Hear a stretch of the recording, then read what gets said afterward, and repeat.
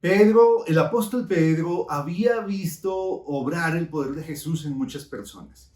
Y en una ocasión él quiso experimentarlo caminando sobre el mar.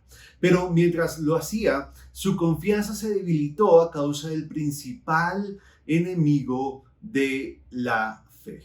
Así que el día de hoy queremos considerar cuál es ese enemigo y cómo impacta nuestra vida espiritual, nuestro crecimiento en la fe.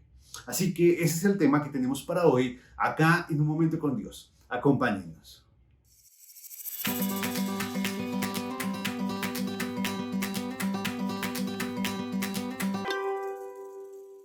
Nuestro pasaje de estudio del día de hoy lo encontramos en el capítulo 14 del Evangelio de Mateo, versos 28 al 30.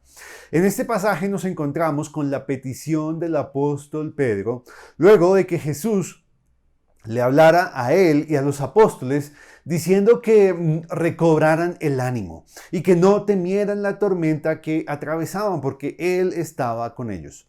La petición que el apóstol Pedro le hizo a Jesús fue que le permitiera a él también caminar sobre el mar.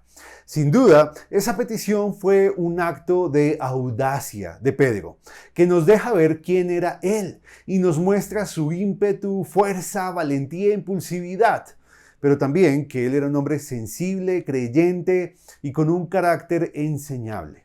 De ahí que Pedro se arriesgara con esa petición, porque él deseaba gozar, disfrutar y obtener todo lo mejor que pudiera de Jesús.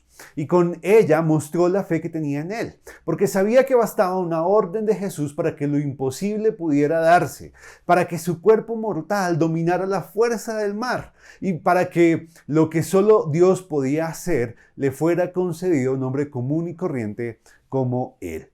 Pero ahora que hablamos de la fe de Pedro, es posible que nos preguntemos algo muy importante, y es ¿qué es la fe? Pues la fe es lo que vemos en acción en esta experiencia del apóstol Pedro. La fe es salirnos de nuestra barca, de nuestra zona de confort y caminar por la vida apoyados en la palabra de Dios y no en lo que vemos y controlamos. De ahí que Pablo dijera que los cristianos estamos llamados a caminar por fe y no por vista. Pero, ¿cómo respondió Jesús ante la petición del apóstol Pedro? Pues lo hizo con mucho agrado, con gusto, porque como dice Hebreos, es imposible agradar a Dios sin fe. Así, cuando obramos por fe y le hacemos o nuestras peticiones a Dios exigen que la tengamos, pues podemos confiar que Él va a responder, porque a Dios le encanta que propiciemos momentos en los que Él pueda ser exaltado, reconocido y glorificado a través de nosotros, como lo fue por medio de Pedro en ese momento cuando pudo caminar sobre el mar en obediencia al llamado de Jesús. Pero no todo fue color de rosa. Y ese suceso grandioso fue empañado por el enemigo que yo llamo material de la fe, el enemigo material de la fe, el miedo. Sí, el miedo que se interpone normalmente en nuestra fe en Dios, en nuestro caminar de obediencia y de fe con nuestro Señor. Y aunque el miedo es una emoción natural después de la caída del hombre, producto de la inseguridad y desconfianza que tenemos porque ya no gozamos de la aceptación natural y total de Dios, el miedo que nos aleja de Él debe ser combatido con todas nuestras fuerzas. El miedo que nos paraliza y no nos deja avanzar más en nuestra relación con Él debe ser combatido por nosotros.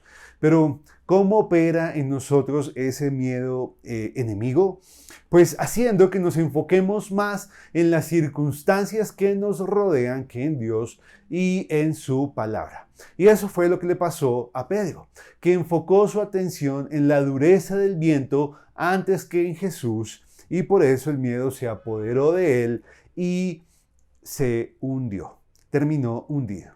De ahí que cuando el miedo nos controla, entonces nos hundimos en la fe y nos perdemos la gloriosa bendición de conocer más íntimamente a nuestro Salvador, a nuestro Señor Jesús, a Dios.